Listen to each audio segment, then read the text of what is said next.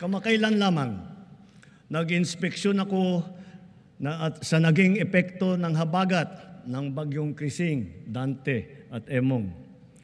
Kitang-kita ko na maraming proyekto para sa flood control ay palpak at gumuho.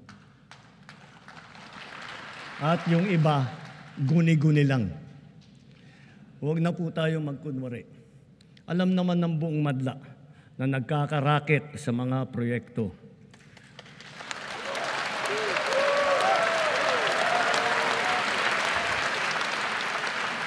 Mga kickback, mga initiative, errata, SOP, for the boys. Kaya sa mga nakikipagsabwatan upang kunin ang pondo ng bayan at nakawin ang kinabukasan ng ating mga mamamayan, mahiya naman kayo sa inyong kapwa Pilipino.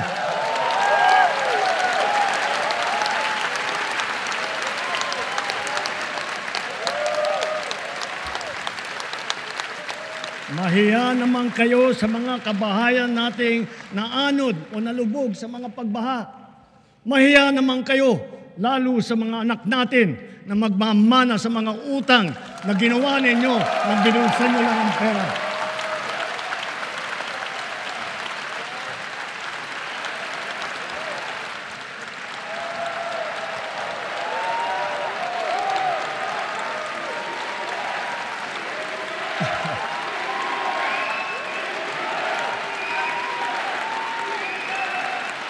Para hindi na maulit, so that this will not happen again.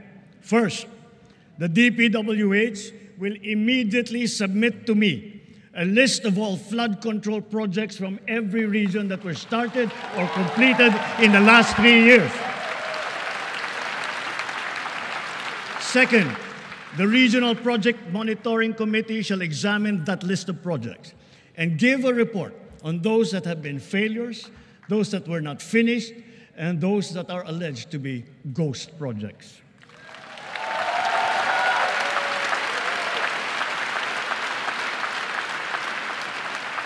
And third, we will publish this list.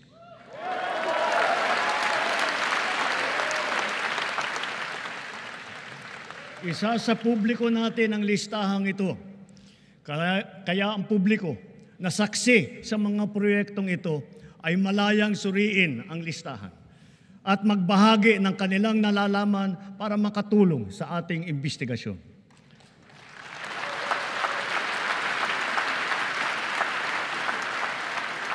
At the same time, there will be an audit and performance review regarding these projects to check, to make sure, and to know how your money was spent.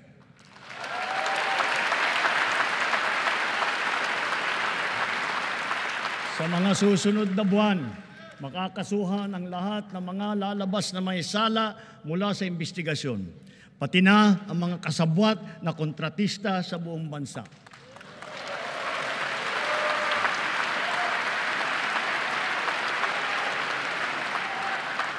Kailangan malaman ng taong bayan ang buong katotohanan. Kailangang may managot sa naging matinding pinsala at katiwalian.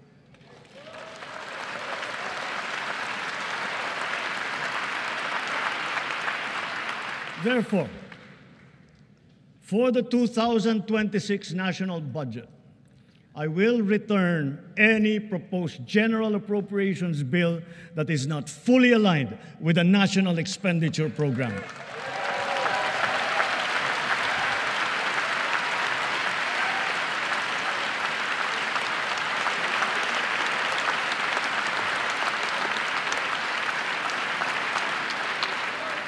And further, I am willing to do this even if we end up with a reenacted budget. Hindi ko aaprubahan ang kahit anong budget na hindi alinsunod sa plano ng gobyerno para sa sambayanang Pilipino.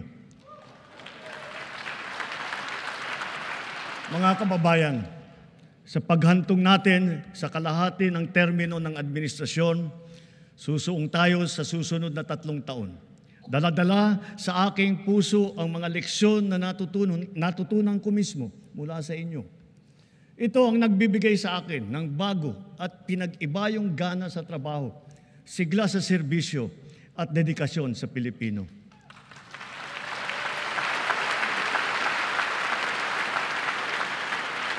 Huwag nating hayaang malihis ang ating pagtuon at pagtahak sa landas ng kaunlaran dahil nasa abot tanaw na natin ito.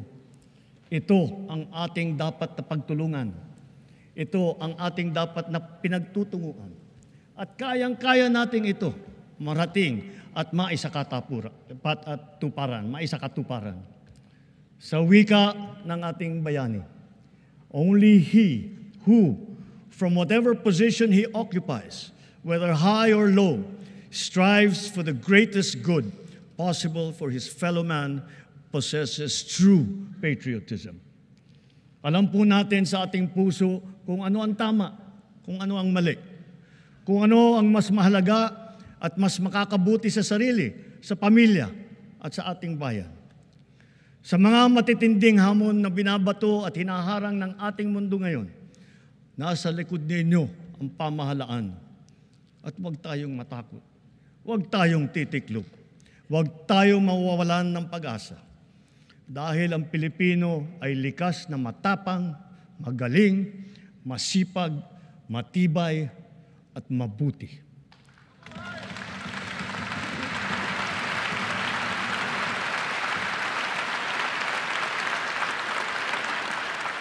Mga kababayan, tayo ito. Tayo ang bagong Pilipino. Mabuhay po kayo at magandang gabi po sa inyong lahat.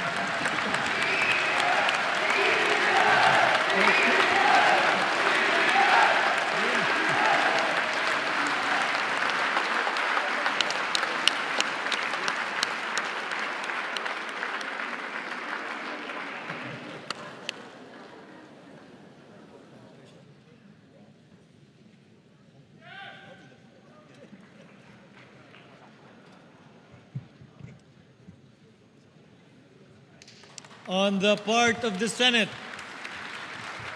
the joint session is hereby adjourned. On the part of the House of Representatives,